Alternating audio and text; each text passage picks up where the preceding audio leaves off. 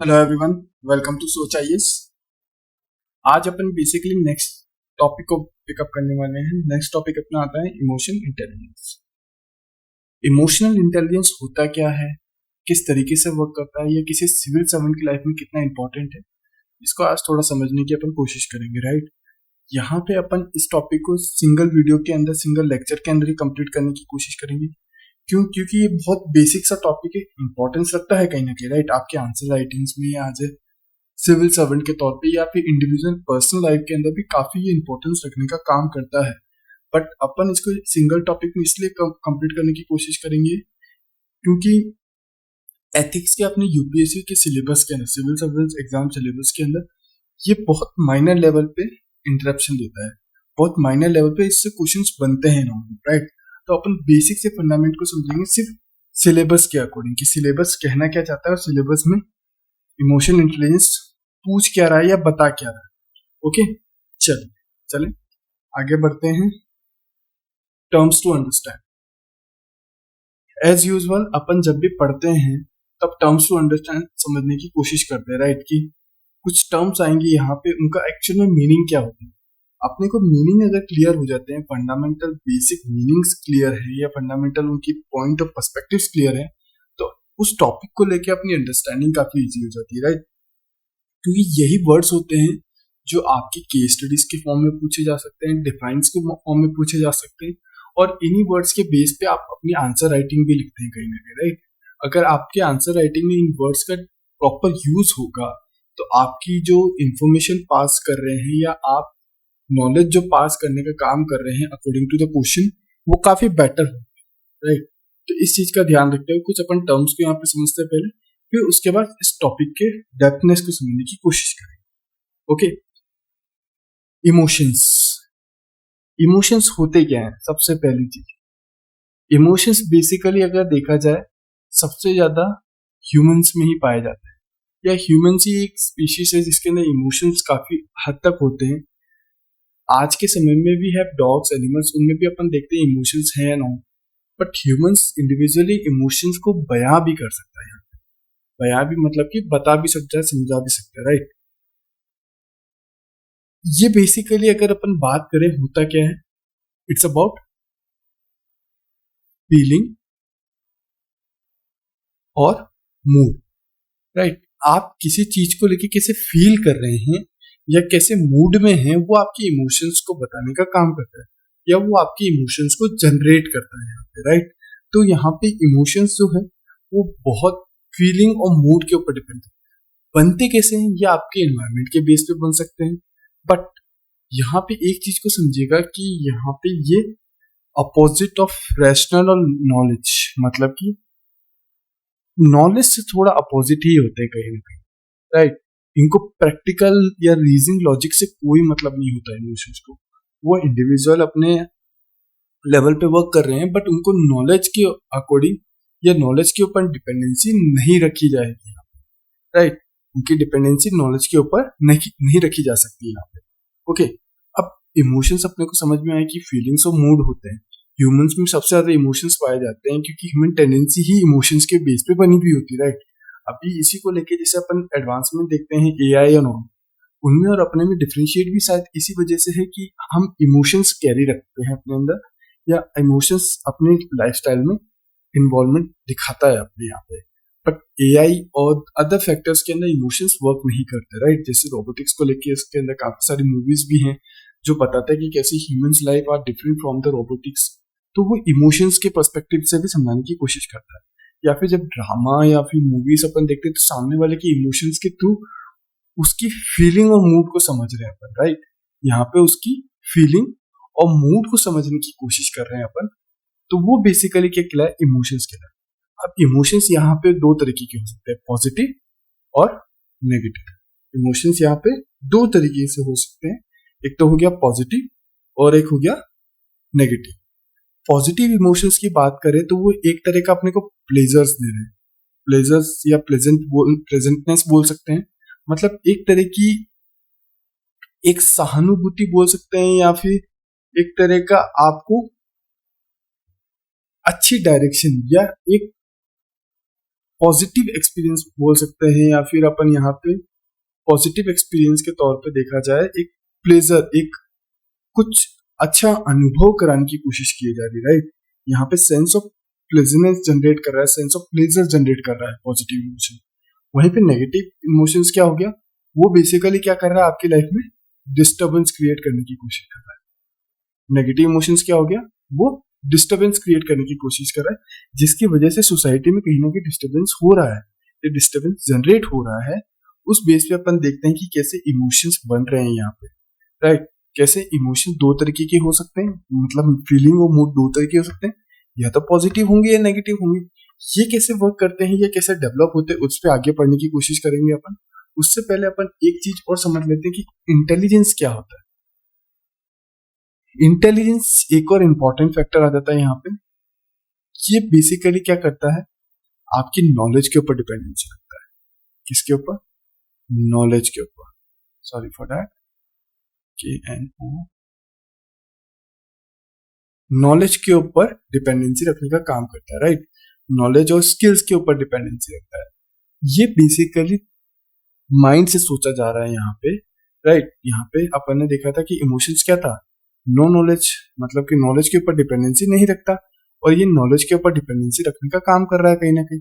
और वहीं पे अगर देखें, इंटेलिजेंस आपकी लेवल ऑफ प्रेजेंस को भी शो करने का काम कर रहा है, कि आप किसी पर्सपेक्टिव को लेके, किसी थॉट प्रोसेस को लेके कितना लॉजिकल सोचते हैं, राइट। यहाँ पे एक और टर्म को इंक्लूड करें अपन, तो ये लॉजिकल चीजों को ज्यादा डेवलप करता है इंटेलिजेंस, कि आप जो सोच रहे हैं वो प्रैक्टिकली कितना अप्रोचेबल है, प्रैक्टिकली कितने एस्पेक्ट सकता है, तो वो इंटेलिजेंस कहलाया कहीं ना कहीं, राइट। या आप प्रैक्टिकल अप्रोच या फिर लॉजिक बेस के ऊपर या नॉलेज के ऊपर, सराउंडिंग के ऊपर, सराउंडिंग मतलब जो प्रैक्टिकली हो रहा है उसके ऊपर आप कितनी तरीके से अपने पॉइंट ऑफ पर्सपेक्टिव बनाते हैं, या किस तरीके से अपने माइंड में एक थॉट बनाते हैं, उसे इंटेलिजेंस कहा जा सकता है, राइट। ये बेसिकली आपके IQ लेवल के साथ भी मेजर किया जा सकता है कि आप में कितना इंटेलिजेंस है, राइट।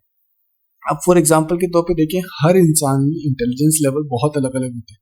जैसे इमोशंस लेवल अलग अलग है, वैसे ही इंटेलिजेंस का लेवल भी अलग अलग होते हैं कहीं ना कहीं, राइट। यहाँ पे मेरे पास किस तरह की इंटेलिजेंस है या आपके पास किस तरह की इंटेलिजेंस है, वो पर्टिकुलर टॉपिक के ऊपर या पर्टिकुलर फील्ड के ऊपर भी डिपेंड कर सकती है। इस चीज को समझिएगा कि टॉपिक और फील्ड के ऊपर डिपेंडेंसी रखने पर भी इंटेलिजेंस डिफरेंशिएट कर सकता है कहीं ना कहीं, person to person, situation to situation, और इवेंट टू इवेंट के ऊपर, राइट। तो ये बेसिक सा इंटेलिजेंस का मीनिंग आपको क्लियर हुआ होगा, कैसे इमोशन और इंटेलिजेंस दोनों डिफरेंट पर्सपेक्टिव हो गए, दोनों डिफरेंट पाथ हो गए, बट फिर भी अपने यहाँ पे जो टर्म है, अपने यहाँ पे जो समझने की चीजें हैं, वो क्या हुई, इमोशनल इंटेलिजेंस। टॉपिक है अपना इमोशनल इंटेलिजेंस, राइट। अब ये टॉपिक क्यों है सर, कि ये दोनों को मर्ज ही क्यों किया गया, जब इनके वर्किंग एरियाज या पॉइंट ऑफ पर्सपेक्टिव ही अलग अलग है, डेफिनेशन और मीनिंग से अलग अलग है, तो इनको मर्ज क्यों किया गया? मर्ज इसलिए किया गया है क्योंकि आपके सराउंडिंग के अंदर जब एज एन सिविल सर्वेंट के तौर पे देखें, या एज ए कलेक्टर की फॉर्म पे देखें, एडमिनिस्ट्रेशन बॉडी की फॉर्म में देखें, इंडिविजुअल लेवल पे भी देख सकते हैं कि कैसे आप जब किसी भी चीज में, किसी सिचुएशन में, किसी कंडीशन में फंसते हैं, तो वहां पे आपके दो तरीके से रिएक्शन हो सकते हैं, इमोशन बेस्ड भी हो सकता है, और इंटेलिजेंस, इंटेलिजेंस मतलब नॉलेज और लॉजिकल बेस्ड भी हो सकता है, राइट। जब ये दोनों मर्ज होते हैं तब जाके आप बेटर डिसीजन दे पाते हैं। यहाँ पे इससे ये को समझिएगा, जब आप इमोशन और इंटेलिजेंस दोनों अलग अलग पाथ को एक साथ मर्ज करते हैं, तो यहाँ पे बैलेंस बनता है हर चीज में, राइट। आपके डिसीजन, आपके स्टाइल में या आपके स्टैंडर्ड के अंदर बैलेंस बनने लग जाता है, पॉइंट ऑफ पर्सपेक्टिव के अंदर बैलेंस बनने लग जाता है, राइट। यहाँ पे आपके आंसर्स और केस स्टडीज के अंदर भी यही पूछा जाता है कहीं पर, कि आप किस तरीके से आंसर दे रहे हैं, वो बैलेंस है या नहीं है, राइट। सोसाइटल लेवल पे कितना पर्सपेक्टिव रखता है, या फिर इंडिविजुअल लेवल पे कितना लॉजिकल रखता है चीजों को, राइट। तो ये बेसिक सा अपना यहाँ पे टॉपिक रहेगा, जिसके बारे में आज अपन पढ़ने वाले हैं पूरा का पूरा। ओके, चलिए नेक्स्ट देखते हैं। टाइप्स ऑफ इमोशन में अपन ने अभी देखा दो तरीके के होते हैं, राइट। एक पॉजिटिव हो गया और एक नेगेटिव। पॉजिटिव में अपन किस तरीके से काउंट कर सकते हैं, या किस तरीके के इमोशंस पॉजिटिव इमोशंस कहलाते हैं। यहाँ पे कुछ टर्म्स है, हैप्पीनेस, राइट, हैप्पी होता है तब वो पॉजिटिव इमोशन है। कॉन्फिडेंस आया आप में किसी तरह का कॉन्फिडेंस है तो वो पॉजिटिव इमोशन बन जाएगा। कामनेस है तो पॉजिटिव इमोशंस, पॉइज है तो पॉजिटिव इमोशन, इंथुजियाज्म है तो भी पॉजिटिव बताने का ही काम करेगा कहीं ना कहीं, राइट। इस चीज को समझिएगा। एक्सेलरेशन है, कंटेनमेंट है, हर एक चीज के अंदर आपको यहाँ पे पॉजिटिवनेस ही जनरेट करने का या पॉजिटिवनेस बताने के काम करेंगे ये टर्म्स, राइट। और नेगेटिव क्या हो गया, नेगेटिव इमोशंस क्या हो गए, फियर, आप डर रहे हैं किसी चीज से तो वहां पे नेगेटिव इमोशंस है वो। डिस्क्वेट, डिप्रेशन जनरेट हो रहा है। फ्रस्ट्रेशन, सबसे इंपॉर्टेंट है फ्रस्ट्रेशन, जो सिविल सर्वेंट के लाइफ में काफी कंडीशंस में आता है, उस पर अपन आगे डिस्कस करेंगे। एंजाइटी, एंजाइटी के अलावा एंगर, तो ये सब नेगेटिव इमोशंस यहाँ पे बताने की काम करें, राइट। कैसे पॉजिटिव इमोशंस होते हैं, कैसे नेगेटिव इमोशंस होते हैं, उनके अपन ने कुछ टर्म समझने की कोशिश की यहाँ पे। ओके, नेक्स्ट देखते हैं। अब देखते हैं व्हाट इज इमोशनल इंटेलिजेंस। अभी तक अपन सिर्फ टर्म्स को समझ रहे थे कि टर्म्स कहना क्या चाहती है, टर्म्स की मीनिंग क्या हो सकती है। अब यहाँ पे देखते हैं व्हाट इज इमोशनल इंटेलिजेंस, आखिर इमोशनल इंटेलिजेंस क्या होता है। Identification of one's own emotions, जब आप खुद के इमोशंस को समझ पाते हो, खुद की अंडरस्टैंडिंग को समझ पाते हो, या अपनी थॉट प्रोसेस को समझ पाते हो, अपनी फीलिंग को समझ पाते हो, अपने मूड को समझ पाते हैं, तो यहाँ पे आप अपने इमोशंस को समझ पा रहे हैं, राइट। वो इमोशनल इंटेलिजेंस का एक पार्ट हुआ।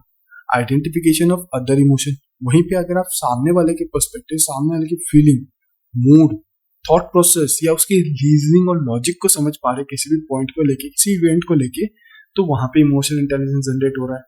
Uses of emotions to guide, emotional intelligence क्या कर रहा है, एक और आपको uses of emotions to guide, मतलब आप जो इमोशंस रख रहे हैं, आप जो फीलिंग और मूड रख रहे हैं, उसमें गाइड करने का काम करता है यहाँ पे, राइट। जब ये दोनों टर्म हो रहे हैं, ये दोनों टर्म एक दूसरे को गाइड भी कर रहे हैं, राइट। एक दूसरे के सपोर्टिंग सिस्टम भी बने हुए, जहां पे आप ज्यादा इमोशनल होने से रैशनली हो सकते हैं, ज्यादा इंटेलिजेंस होने से हार्श हो सकते हैं। तो यहाँ पे इन दोनों टर्म्स को बैलेंस रखते हुए सिखाया जा रहा है। Stimulate other emotions to guide their behaviour and thinking, अभी अपन ने समझा अदर इमोशंस के थॉट्स पे। According demand of situation, emotion intelligence क्या हो सकता है, डिमांड ऑफ सिचुएशन के अकॉर्डिंग चीजें बदल सकता है, राइट। आपकी डिसीजन मेकिंग चेंज कर सकता है, आपके थॉट प्रोसेस चेंज कर सकता है। आप लेवल ऑफ अजम्पशन किसी चीज को लेके बैठे हैं या किसी चीज को लेके लगा रहे हैं, उस चीज को भी चेंज करने का काम कर सकता है, right. Controlling and hiding one's own emotions, emotional intelligence आपके खुद के इमोशंस को साइड रखते हुए प्रैक्टिकली सोसाइटी में क्या बेटर है, सोसाइटी के लिए क्या अच्छा है, उसको लेके भी हेल्प करता है कहीं ना कहीं, राइट। तो ये इमोशनल इंटेलिजेंस व्हाट के साथ साथ अपन बोल सकते हैं how emotional intelligence help in life, right, या how emotional intelligence help to understand the things, right. यहाँ पे इस चीज को समझिएगा। ओके, चलिए नेक्स्ट देखते हैं components of emotional intelligence. Components emotional intelligence के बहुत सारे हैं, राइट। यहाँ पे अपन ने कुछ 5 टर्म्स को उठाया है, 5 अंडरस्टैंडिंग को अपन समझने की कोशिश करेंगे, कैसे self awareness, self regulation, social skills, empathy और मोटिवेशन वर्क करते हैं किसी भी इमोशंस को बताने में या इमोशनल इंटेलिजेंस को जनरेट करने में, राइट। अपन कुछ सिचुएशंस के अकॉर्डिंग समझेंगे कैसे इमोशनल इंटेलिजेंस वहां पे जनरेट हो रहा है, कैसे वो इमोशंस को बेटर लॉजिकल वे में समझा पा रहे हैं सामने को, राइट। आप एज ए एस्पिरेंट के तौर पे देखेंगे कि आप कहीं पर सिचुएशन में ऐसे फंसेंगे या किसी ऐसी कंडीशन में फंसेंगे जहां पे आप अपने इमोशंस के अकॉर्डिंग ही रिएक्ट करेंगे, राइट। बल्कि वहां पे इमोशंस के अकॉर्डिंग रिएक्ट नहीं करना होगा, तब भी आप अपनी इमोशंस के अकॉर्डिंग ही रिएक्ट करेंगे, तो वो सिचुएशन कंडीशन कहीं ना कहीं खराब हो सकती है। तो वहां पे किस तरीके से अपने को बिहेव करना होगा, वहां पे इन टर्म्स को कैसे यूज कर सकते हैं अपनी इमोशनल इंटेलिजेंस को दिखाने के लिए, अपनी इमोशंस की प्रैक्टिकली लॉजिकल थिंग्स को दिखाने के लिए, राइट। तो अपन फर्स्ट टर्म देखते हैं सेल्फ अवेयरनेस। सबसे पहली टर्म क्या है, self awareness. Self awareness important क्या है, सेल्फ अवेयरनेस होती क्या है या इंपॉर्टेंस क्यों रखती है, उस चीज को थोड़ा समझते हैं ताकि आपकी अंडरस्टैंडिंग बेटर हो। अब यहाँ पे एक और चीज मैं आपको क्लियर कर दूं, ये जो कंपोनेंट्स है, सारे के सारे components, sorry for that, David Goleman ने दिए थे, राइट। ये बहुत बेटर स्कॉलर्स हैं, बहुत बेटर लेवल में थिंकर थे, जो काफी चीजों को समझते थे और अंडरस्टैंडिंग रखते थे। तो उन्होंने ही ये कंपोनेंट्स ऑफ इमोशनल इंटेलिजेंस को समझाने की कोशिश की यहाँ पे, राइट। उन्हीं की अपन 5 पॉइंट्स को पिक कर रहे हैं यहाँ पे। फर्स्ट, सेल्फ अवेयरनेस होती क्या है। सेल्फ अवेयरनेस बात करें तो खुद की सेल्फ अवेयरनेस, वंस अवेयरनेस, मतलब आप खुद को लेके कितनी अवेयरनेस रखते हो, सॉरी फॉर दैट, आप खुद को लेके कितनी अवेयरनेस रखते हो, या किसी सराउंडिंग के अंदर आप किसी टॉपिक सिचुएशन को लेके कितनी अवेयरनेस रखते हो, उसके बारे में अपन यहाँ पे बात कर रहे हैं, राइट। पर यहाँ पे इंडिविजुअल लेवल की बात हो रही है, इंडिविजुअल थॉट ऑफ प्रोसेस की बात हो रही है, राइट। यहाँ पे एक लाइन पढ़ते हैं, awareness of one self means being aware of one's own emotions, thoughts and feelings. जब आप खुद की इमोशंस, थॉट्स एंड फीलिंग्स को समझ पाते हैं तो वहां पे आप क्या सेल्फ अवेयर हो गए। सेल्फ अवेयर हो गए क्यों? क्योंकि वहां पे आप अपने एटीट्यूड और एप्टीट्यूड को समझ पा रहे हैं कि आप किस तरीके से बिहेव कर सकते हैं किसी भी सिचुएशन में, या आप किसी भी सिचुएशन या इंसिडेंट में अगर फंसते हैं तो आप वहां पे किस तरीके से रिएक्ट करेंगे, राइट। अगर आपको अपने सेल्फ अवेयरनेस के बारे में पता है कि आपको पता है मैं बहुत ज्यादा इमोशनल हूँ या फिर बहुत ज्यादा स्ट्रिक्ट पर्सन हूँ, तो यहाँ पे आपके एप्टीट्यूड के अकॉर्डिंग आपके एटीट्यूड के अंदर भी चेंजेस दिखेंगे, या आपके एटीट्यूड के अंदर भी वो चीजें दिखेगी कहीं ना कहीं। एटीट्यूड मीन्स आपके बिहेवियर के अंदर वो चीज दिखेगी। इमोशन इंटेलिजेंस दिखती कैसे? एटीट्यूड के थ्रू दिख सकती है, एप्टीट्यूड के थ्रू दिख सकती है। इस चीज को समझिएगा, ओके। आगे देखते हैं, नेक्स्ट अपना आता है dimensions of save. Dimension of save मतलब यहाँ पे सेल्फ अवेयरनेस की बात हो रही है। सेल्फ अवेयरनेस में कैसे डायमेंशंस हो सकते हैं, या दो कैसे डायमेंशंस होते हैं जिसको सेल्फ अवेयरनेस जनरेट हो सकती है। सबसे पहला आता है आप किस बेस पे इन्फ्लुएंस हो रहे हैं। सबसे पहला क्या है, आप किस तरीके से किसी भी सिचुएशन में, किसी भी कंडीशन में कैसे इन्फ्लुएंस हो रहे हैं यहाँ पे, राइट। इन्फ्लुएंस हो रहे हैं तो वहां पे आपको अगर क्लियर है कि आप अपने थॉट प्रोसेस या इमोशन के अगेंस्ट चल रहे हैं या उसी के साथ चल रहे हैं, तो यहाँ पे आपकी सेल्फ अवेयरनेस भी शो होगी, या शॉर्ट टाइम पीरियड में या लॉन्ग टाइम पीरियड में भी ये सेल्फ अवेयरनेस इन्फ्लुएंसेस के बेस पे डिपेंडेंसी रख सकती है कहीं ना कहीं, राइट। और नेक्स्ट आता है आपका अपना खुद की ग्रिपनेस। डायमेंशंस कैसे हुए सेल्फ अवेयरनेस की? या तो आप किसी से इन्फ्लुएंस हो गए, या फिर आप अपने एप्टीट्यूड, अपने एबिलिटीज एंड नेचर जेनेटिक्स जो है उसी बेस के ऊपर वर्क कर रहे हैं। तो यहाँ पे आपकी सेल्फ अवेयरनेस दो तरीके से जनरेट हो सकती है, या तो आप किसी से इन्फ्लुएंस हो जाएं, या फिर आप खुद की ही थॉट प्रोसेस और खुद की ही फीलिंग को ज्यादा बेटरली समझ सके यहाँ पे, राइट। अब देखते हैं एडवांटेजेस ऑफ सेल्फ अवेयरनेस। जब आप अपने बारे में सेल्फ अवेयर होंगे, जब आप अपने बारे में अच्छे से जानते होंगे, अपनी थॉट प्रोसेस को, फीलिंग को जानते होंगे, तो वो कैसे आपको वर्क कर सकता है एज ए सिविल सर्वेंट के तौर पर। क्यों? क्योंकि वहां पे आपको ऐसी सिचुएशंस में फंसना होगा, या ऐसी सिचुएशन कई बार आ जाएगी अपने आप ही, जहां पे आपको अपनी सेल्फ अवेयरनेस मतलब अपने इमोशन, थॉट्स को भी कई बार साइड रखना होगा, राइट।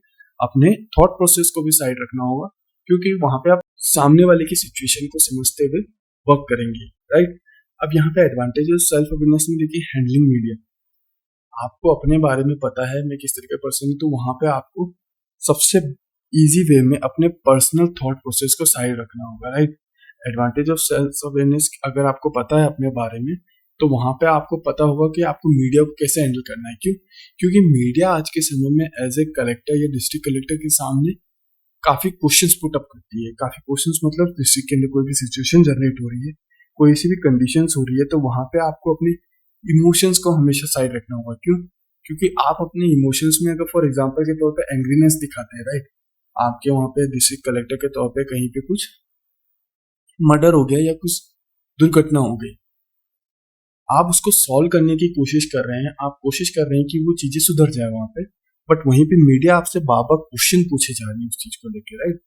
तब वहां पे आप अपने बारे में, अपने थॉट प्रोसेस के अंदर अगर एंग्रीनेस को दिखाएंगे, तो वहां पे जो मीडिया है, राइट, मीडिया को टीआरपी में काफी मदद मिलती है इस चीज को लेकर कि किस तरीके से आप रिएक्ट कर रहे हैं। तो आप अपने बारे में सेल्फ अवेयर हैं, आपको पता है कि आप किस तरीके से रिएक्ट कर सकते हैं और किस तरीके से रिएक्ट करना चाहिए आपको। इन दोनों सिचुएशन को आप समझ जाएंगे, या दोनों पॉइंट ऑफ पर्सपेक्टिव्स को समझ जाए, तो आप वहां पे मीडिया को इजीली हैंडल कर सकते हैं, राइट। फॉर एग्जांपल के तौर पे देखते हैं कि आपने मूवी देखी होगी चक दे इंडिया, राइट।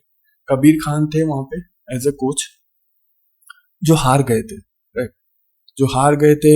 जब वापिस इंडिया आए तो उनके ऊपर काफी सारे ऑब्लिगेशंस लगे कि आपने करप्शन किया है, या फिर आपने जानबूझ के हारे, या किसी न किसी तरीके से उनके ऊपर क्वेश्चनिंग की गई थी, राइट। मीडिया ने क्वेश्चनिंग काफी की थी। वहां पे वो मीडिया के सामने अपना टेम्पर खो देते हैं, वहां पे अपने एंग्रीनेस को शो करने लग जाते हैं। जब वहां पे अपनी एंग्रीनेस को शो कर रहे हैं तो वहां पे क्या हो रहा है, एक नेगेटिव इमेज जनरेट हो रही है आपकी, राइट। वहां पे क्या हो रहा है, एक नेगेटिव इमेज जनरेट हो रही है जो मीडिया के क्वेश्चंस को सही बताने का भी काम कर रही है यहाँ पे, राइट। इस चीज को समझिएगा कि कैसे आप अगर सेल्फ अवेयर होंगे, अपने थॉट प्रोसेस को लेके, अपनी फीलिंग्स को लेके अवेयर होंगे कि मेरे को किस तरीके से रिएक्ट करना है, किस तरीके से रिएक्ट नहीं करना है, तो आपको हैंडलिंग ऑफ मीडिया में बहुत इजीनेस होगी, राइट। इस चीज से आप क्लियर हो चुके होंगे hopefully. Handling petition givers, as a collector के तौर पे आपके पास काफी सारी पिटीशन आएंगी हर पॉइंट ऑफ पर्सपेक्टिव को लेके। हर पॉइंट ऑफ पर्सपेक्टिव मीन्स हर एक चीज को लेके कई सारी ऐसी पिटीशन आएगी जहां पे आपको कुछ ना कुछ पब्लिक के थ्रू बोला जाएगा कि आप इस तरीके से वर्क कीजिए, इस तरीके से वर्क कीजिए। वहां पे आप अगर अवेयर हैं सोसाइटी को लेके, राइट, सोसाइटी कल्चर को लेके अवेयर हैं, सोसाइटी में रीजन्स को लेके अवेयर हैं, तो आप बेटर डिसीजन, बेटर वर्किंग कर पाएंगे, राइट। वहां पे आप उनके डिसीजंस के अकॉर्डिंग ही अपने डिसीजंस बना पाएंगे कि सोसाइटी को आखिर चाहिए क्या, और सोसाइटी की हर एक पिटीशन को पास करना है या किस पिटीशन को अवॉइड करना है, उस चीज का यहाँ पे आपको इजीनेस मिलेगी कहीं ना कहीं। नेक्स्ट आता है हैंडलिंग प्रोटेस्टर। हैंडलिंग प्रोटेस्टर बहुत इंपॉर्टेंट है, क्यों? क्योंकि एज ए सिविल सर्वेंट के तौर पे आप इस चीज को देखिएगा कि आप कई बार ऐसी कंडीशन में फंसेंगे जहां पे लोग बाग आपके अगेंस्ट में विरोध कर रहे होंगे, राइट। आपके अगेंस्ट में हड़ताल हो रही होगी या कुछ ना कुछ चल रहा होगा। वहां पे आप अपने एंगर्स को कैसे कंट्रोल करते हैं, या आप अपने एंगर के बारे में जानते हैं और सिचुएशन के अकॉर्डिंग समझ पा रहे हैं, तो आप वहां पे कैसे रिएक्ट करेंगे वो आपको क्लियर रहेगा कि आपको वहां पे किस तरीके से रिएक्ट करना चाहिए और किस तरीके से रिएक्ट नहीं करना चाहिए। कई बार आपको हो सकता है एज ए हार्श डिसीजन के लिए अपने इमोशंस को काफी हद तक साइड रखना पड़े, राइट। तो वो भी एक इमोशन इंटेलिजेंस का एक पार्ट ही है कहीं ना कहीं। अब यहाँ पे एक और बात करें, handling petition givers, handling media या फिर हैंडलिंग प्रोटेस्ट, इन सब के अंदर आप कहीं ना कहीं अपने कंपैशन को भी शो कर रहे हैं। कंपैशन मतलब अपने वर्किंग एरियाज, अपनी ग्रेटिट्यूड या अपने ग्रेटिट्यूड को भी बताने का काम कर रहे हैं, राइट। आपके इमोशनल इंटेलिजेंस के थ्रू आप सामने वाले को अपने ग्रेटिट्यूड बता रहे हैं, अपनी पावर ऑफ कलेक्टिव पोस्ट, या फिर आप जिस चेयर पे बैठे हैं, या फिर आप इंडिविजुअल लेवल पे बात करें तो आप अपने ग्रेटिट्यूड को बता रहे हैं, अपने कंपैशन को वहां पे शो करने का काम कर रहे हैं। ओके, चल नेक्स्ट देखते हैं सोशल स्किल्स। सोशल स्किल्स होती क्या है? सोशल स्किल्स बेसिकली बात करें तो ये होती है relation management. As a collector के तौर पे आपकी बहुत सारे रिलेशन मेंटेनेंस होंगे, राइट। किस लेवल पे? सोशल मतलब यहाँ पे हो गया सोसाइटी लेवल पे, राइट। आपकी सोशल स्किल्स किस बेस पे डेवलप हुई? सोसाइटी लेवल पे कहीं ना कहीं डेवलप हुई। सोसाइटी के अंदर आप किस तरीके से चीजें को डेवलप कर रहे हैं या अपने रिलेशन कैसे मेंटेन कर रहे हैं, वो चीज समझना बहुत जरूरी है। यहाँ पे बेसिकली इन्वॉल्वमेंट देखें तो एस्टेब्लिशिंग रिलेशनशिप्स, सोशल स्किल्स क्या, वो आप सोसाइटी के अंदर किस तरीके से अपने रिलेशंस मेंटेन कर रहे हैं। सस्टेनिंग रिलेशनशिप्स, आपके साथ जो रिलेशन मेंटेन हुए हैं या नए डेवलप हुए हैं उनको कैसे आप मेंटेन कर रहे हैं, या keeping relationship lively and preventing it. अगर आपके रिलेशन डेवलप हो गए हैं तो आप उसको किस तरीके से बचाने या लॉन्ग टर्म में इस्तेमाल करने के लिए या लॉन्ग टर्म में उनके साथ मेंटेनेंस रखने के लिए वर्क कर रहे हैं, वो चीज समझना बहुत जरूरी है, राइट। अब यहाँ पे मैं बात करूं कि कई सारे ऐसे इमोशंस होते हैं, कई सारे ऐसे थॉट प्रोसेस आते हैं इंडिविजुअल लेवल पे या कलेक्टर के या एडमिनिस्ट्रेशन पोस्ट पे भी, कि आप कई बार खुद के बेनिफिट्स के बारे में सोचने लगते हैं, राइट। खुद के इंडिविजुअल लेवल पे बेनिफिट्स को ज्यादा सोचेंगे, तो वहां पे ये सोशल स्किल ज्यादा इंपॉर्टेंस होती है। क्यों? क्योंकि वो आपको शो करती है कि डिफरेंट साइड्स ऑफ पर्सपेक्टिव, कि आपको जो पोस्ट मिली है, जो वर्किंग मिली है, उसके अंदर आपको दूसरी सोसाइटी के लिए ही वर्क करना है आपको, राइट। इस चीज का ध्यान रखिएगा। Why social skills are important for civil servant? Social civil servant के लिए इंपॉर्टेंट की वो चीज बहुत इंपॉर्टेंट है।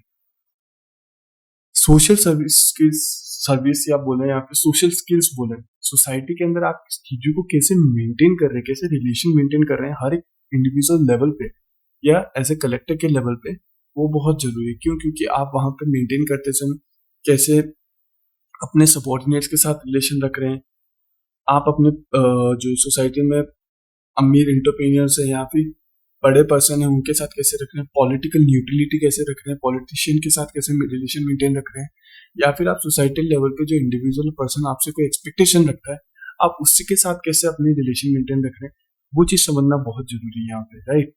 ये सोशल स्किल्स वहीं पे आपको इस्तेमाल करने में आती है, वहीं पे सबसे ज्यादा यूज आती है। क्यों? क्योंकि आपको वहां पर सबको लेके चलना है, वहां पे क्या करना है, सोशल मैनेजमेंट में या रिलेशन मैनेजमेंट हर एक चीज के अंदर बैलेंस बना के रखना है, राइट। एवरी इंडिविजुअल के साथ आपको क्या करना है, बैलेंस भी बना के रखने का काम करना है कहीं ना कहीं, right. Work life experience, work life balance. अब यहाँ पे क्या सोशल स्किल्स के अंदर हमेशा ऐसा नहीं है कि आप सिर्फ वर्क ही करते रहे या फिर इंडिविजुअल लेवल पे सोसाइटी के अंदर आप अपने पर्सनल लेवल पे ही चीजें डेवलप करते रहे। आपको हमेशा अपने वर्क मतलब कि प्रोफेशनल लाइफ और पर्सनल लाइफ को भी डिफ्रेंशिएट करना होगा। आप इसको अलग से मेंटेन रखिए, राइट। आप कैसे हो सकता है कि अपने फैमिली मेंबर्स या फ्रेंड्स के साथ रिलेशन मेंटेन रखिए, इनके तरीके अलग अलग हो सकते हैं। कैसे? क्योंकि ये आपको मोरल एटीट्यूड या मोरल बिहेवियर या मोरल बूस्टर के तौर पे वर्क करते हैं। क्यों? क्योंकि ये आपके इमोशंस को जनरेटेड रखते हैं। अगर आप वर्क ही करते रहेंगे और आप स्ट्रिक्ट डिसीजन ही लेते रहेंगे तो आपके एटीट्यूड, आपके बिहेवियर में काफी सारे चेंजेस हो जाएंगे जो इंडिविजुअल लेवल पे आपको कई बार पता भी नहीं चलेंगे, राइट। तो ये वर्क लाइफ बैलेंस बहुत जरूरी है। क्यों? क्योंकि ये आपको मोरल बूस्टर के तौर पे भी वर्क करते हैं या एथिकल रहने में भी मदद करते हैं कहीं ना कहीं। इसके लिए आप क्या कर सकते हैं, जैसे कि फॉर एग्जांपल के तौर पे आप फूड लें तो फैमिली मेंबर के साथ ही एटलीस्ट एक बार तो फूड लें, उनको बिल्कुल ही अवॉइड ना कर दें, या उनको भी अपने पिकनिक के साथ ले जाएं, या बच्चों के एनुअल फंक्शंस के अंदर आप पार्टिसिपेशन लें या उनके साथ वर्क करें या उनके एंगेजमेंट के लिए आप वहां पे देखने जाएं। तो ये वर्क लाइफ बैलेंस शो करने का काम करती है। ये भी आपके सोशल स्किल्स दिखाता है कि आप कितने इमोशनली इंटेलिजेंट है किसी भी सिचुएशन को लेके या किसी पर्सन के सामने वाले पर्सन के थॉट्स को लेके, right. Inter departmental corporation, inter departmental corporation मतलब आपके डिपार्टमेंट के अंदर कई सारे ऐसे डिपार्टमेंट है जो आपको वर्क करने होंगे, कई सारे डिपार्टमेंट को आपको मैनेज करके चलना होगा, राइट। कई सारे डिपार्टमेंट जैसे रेवेन्यू डिपार्टमेंट हो गया, वहीं पे हाउसिंग डिपार्टमेंट हो गया, यहाँ पे नगर परिषद हो गई या फिर कलेक्ट्री हो गई या फिर लैंड एंड ये वाले डिपार्टमेंट हो गए। ऐसे कई सारे डिपार्टमेंट होंगे जहाँ पे आपको सबके एक दूसरे के साथ मैनेज या कोऑर्डिनेट करके चलवाना होगा, राइट। अगर आप एक ही डिपार्टमेंट को ज्यादा फोर्स लेंगे या ज्यादा फोकस करेंगे तो दूसरे डिपार्टमेंट्स वहां पे क्या हो गए, बहुत ज्यादा इनबैलेंस हो जाते हैं। और दूसरे डिपार्टमेंट अगर वहां पे इनबैलेंस हो गए तो वहां पे सोसाइटी में ओवरऑल डेवलपमेंट जो होगा वो बैलेंस वे में नहीं होगा, राइट। तो यहाँ पे इंटर डिपार्टमेंट कॉर्पोरेशन भी सोशल स्किल्स के अंदर बहुत इंपॉर्टेंट है, राइट। एग्जाम्पल के तौर पे देख सकते हैं कि कई बार अपन एज ए सिविल सर्वेंट के तौर पे आपको कहीं पे बोला गया है कि आपको यहाँ पे कुछ वर्क कराना है या बिल्डिंग का काम करवाना है, राइट। बट आपको पता है कि वहां पे आपकी चीजें फाइल्स अटकी हुई है या फिर मिनिस्ट्री की तरफ से कंफर्मेशन, आप कैसे मिनिस्ट्री से मेंटेन अपनी रिलेशन मेंटेन रखते हैं और कैसे नीचे वालों के लिए आप खुद एक रिलेशन मेंटेनर के तौर पे वर्क कर रहे हैं वहां पे, राइट। तो ये एक एग्जाम्पल हो सकता है कि कैसे आप नीचे सोसाइटल लेवल पे जो जनरल पब्लिक और मिनिस्ट्री है उसके बीच में भी एक मैनेजमेंट का वर्क कर रहे हैं, राइट। उसके बीच में भी एक बैलेंस रखने का काम कर रहे हैं। क्यों? क्योंकि एज ए मीडिएटर के तौर पे आप ही होंगे जो हर एक कंडीशन, हर एक सबऑर्डिनेट, हर एक डिपार्टमेंट को मैनेज करके चल सकता है कहीं ना कहीं, राइट। या हर एक डिपार्टमेंट इंटरफेयर करने की पावर रखता है। नेक्स्ट देखते हैं corporation from other stakeholders, मतलब आप सोसाइटी के अंदर अपने बिजनेसमैन या फिर हो सकता है एनजीओ हो सकते हैं, सिविल सोसाइटीज हो सकती है, पॉलिटिशियंस हो गए, यूथ ऑर्गेनाइजेशंस हो गया या फिर चैरिटेबल ट्रस्ट हो सकते हैं, रिलीजियंस ऑर्गेनाइजेशंस, उन सबके साथ अपने स्किल्स या अपने रिलेशन को कैसे मेंटेन करके चल पा रहे हैं। क्यों? क्योंकि कई बार आपको एज ए पावर के तौर पे कई बार उनको इस्तेमाल भी करना होगा, उनको इस्तेमाल इन द सेंस कि आपको अपने काम के लिए उनका यूज भी करना होगा, उनसे अपने काम भी निकलाने होंगे। तो यहाँ पे आप कैसे चीजों को मेंटेन करके चल रहे हैं वो चीज समझना बहुत जरूरी है। इसके लिए आप देख सकते हैं कि कैसे आप बड़े बड़े जो पर्सन है या इंडिविजुअल लेवल पे पर्सन है उनके साथ आप कैसे मीटिंग्स कर रहे हैं रेगुलर वे में, एक डेवलपमेंट को लेके हो सकता है या फिर सोसाइटी में कोई इवेंट होने वाला है उसको लेके हो सकता है। तो यहाँ पे आप अपनी सोशल स्किल के तौर पे देख सकते हैं कि कैसे आप रिलेशन मेंटेन करते हैं, तो आप अपने इमोशंस को भी मैनेज कर रहे हैं कहीं ना कहीं, राइट। इमोशन इंटेलिजेंस को भी शो करने का काम कर रहे हैं। क्यों? क्योंकि सोशल स्किल्स, रिलेशन मेंटेन करने के लिए हमेशा इमोशंस की जरूरत पड़ती है। ओके, यहाँ पे रिलेशन को मेंटेन करने के लिए इमोशंस की हमेशा रिक्वायरमेंट रहती है, इस चीज को आप समझिएगा। ओके, नेक्स्ट देखते हैं मोटिवेशन। अनदर मास्टर टॉपिक है ये बहुत ज्यादा। As a social emotion intelligence के तौर पे देखें, आप हमेशा मोटिवेटेड रहें, ये बहुत जरूरी है कहीं ना कहीं, राइट। आप हमेशा अगर सोसाइटी में मोटिवेटेड नहीं रहेंगे, पॉजिटिव नहीं रहेंगे, या फिर एक थॉट ऑफ प्रोसेस फीलिंग को हमेशा पॉजिटिव साइड में नहीं रखेंगे, या फिर एक अच्छी सही डायरेक्शन में नहीं रखेंगे, तो वहां पे सोसाइटी के लिए आप पॉजिटिवली वर्क नहीं कर पाएंगे, राइट। या फिर मोटिवेशन के तौर पे बोले तो यहाँ पे आपकी स्पिरिट की बात कर रहे हैं, राइट। किसी भी चीज को लेके आप कितनी स्पिरिट रखते हैं, कितने इंथुजियाज्म रख सकते हैं, राइट, कि उस चीज को अचीव करने के लिए आप कितनी स्पिरिट रखते हैं, अपने अंदर इंथुजियाज्म रखते हैं, राइट। यहाँ पे अपन देखते हैं कि मोटिवेशन दो टाइप के हैं, mastering positive emotions, nullifying negative emotion. Right, motivation कैसे जनरेट हो सकते हैं? पॉजिटिव इमोशंस के थ्रू हो सकते हैं या नेगेटिव इमोशंस। यहाँ पे अपन बात करें मोटिवेशन कैसे जनरेट हो रहा है, या तो पॉजिटिव इमोशंस या फिर नेगेटिव इमोशंस के थ्रू जनरेट हो रहा है। तो आप देखिएगा मोटिवेशन जनरेट करने के लिए भी आपके इमोशंस कैसे वर्क कर रहे हैं, या इमोशंस कितनी इंपॉर्टेंस रख रहे हैं कहीं ना कहीं। ओके, फर्स्ट देखते हैं कि कैसे आप पॉजिटिव इमोशन जनरेट कर सकते हैं। आप कितने ऑप्टिमिज्म है, क्या है ऑप्टिमिज्म है, कि आप सोसाइटी में जब वर्क कर रहे हैं तो कैसे आप किसी भी चीज को लेके होप रख रहे हैं, राइट। ऑप्टिमिज्म मतलब हो गया, सीधी सी सिंपल लैंग्वेज में बात करें तो होप कितनी रखते हैं आप किसी भी काम को करने में, किसी ऑब्स्टेकल को फाइंड करने में, किसी भी ऑब्स्टेकल का सॉल्यूशन निकालने में। क्यों? क्योंकि एज ए करेक्टर आपके सामने कई सारी ऐसी सिचुएशंस आएगी जहां पे आपको इंडिविजुअल पे हमेशा सोसाइटी में एक होप ही जनरेट करनी होगी, राइट, ताकि सोसाइटी में बेटर वर्किंग हो पाए, बेटर डेवलपमेंट हो पाए। नेक्स्ट आ गया अपना सेल्फ कॉन्फिडेंस। पॉजिटिव इमोशंस में सेल्फ कॉन्फिडेंस कैसा है आपका, वो भी समझना बहुत जरूरी है कहीं ना कहीं। सेल्फ कॉन्फिडेंस आपका अच्छा है या फिर गिरा हुआ है, राइट। आप मतलब कि यहाँ पे फेथ कैसा रख रहे हैं। Emotion is all about faith in one's ability, faith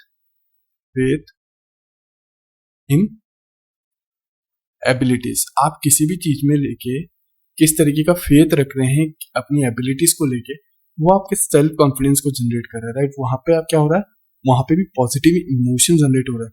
तो ये जो पॉजिटिव इमोशन है, आप इस चीज को समझिएगा कि ये इंटेलिजेंस भी दिखा रहा है कहीं ना कहीं, राइट। पॉजिटिव इमोशंस यहाँ पे क्या कर रहा है, इंटेलिजेंस दिखा रहा है, वहीं पे नेगेटिव इमोशंस क्या कर रहा है, यहाँ पे इंटेलिजेंस को अवॉइड कर रहा है, थोड़ा सा इमोशंस में बहकावे में ज्यादा आने की कोशिश कर रहा है। नेक्स्ट आ गया अपना करेज। आप कितने करेजियस हैं, किसी भी सिचुएशन में आप किस तरीके से फियरलेस वर्क कर सकते हैं, वो चीज समझना बहुत जरूरी है। क्यों?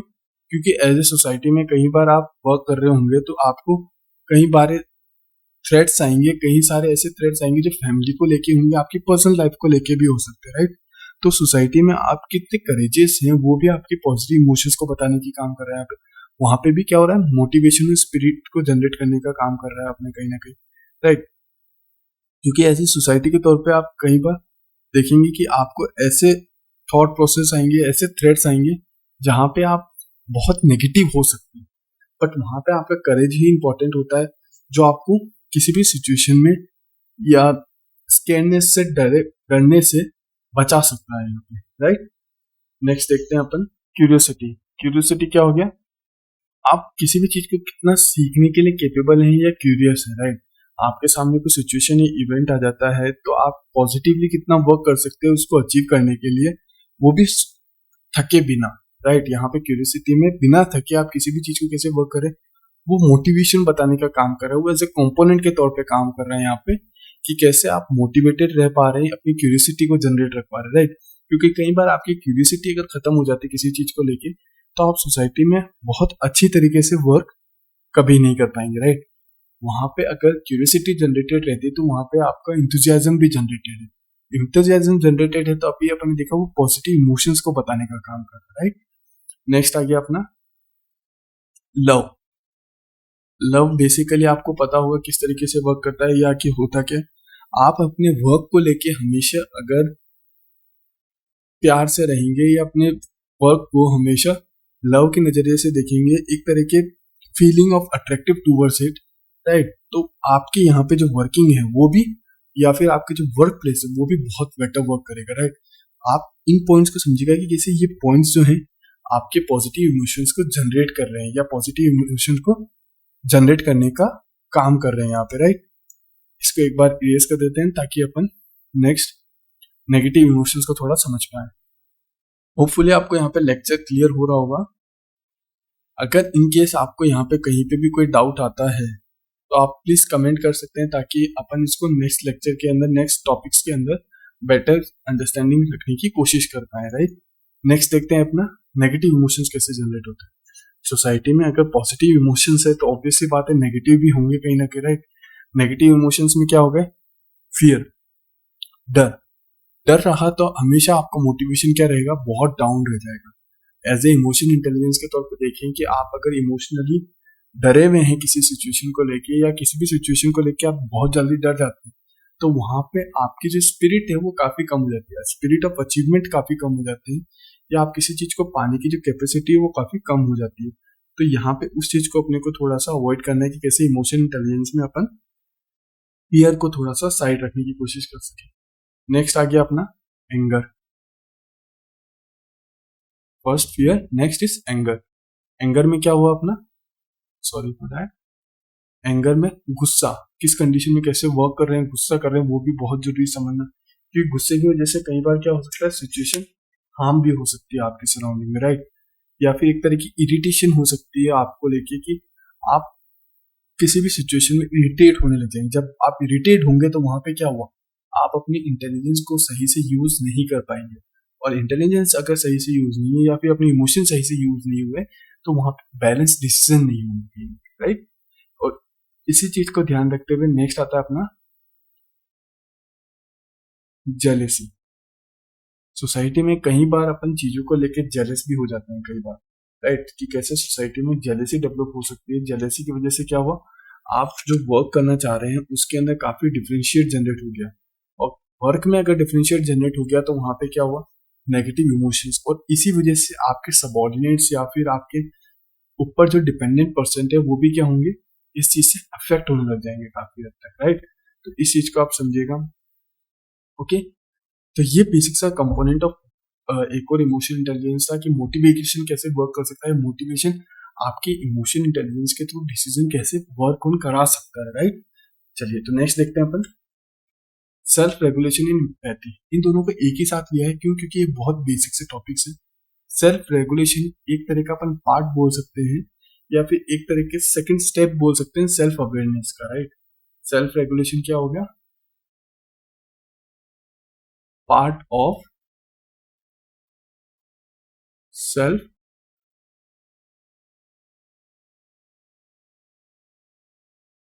Awareness, right.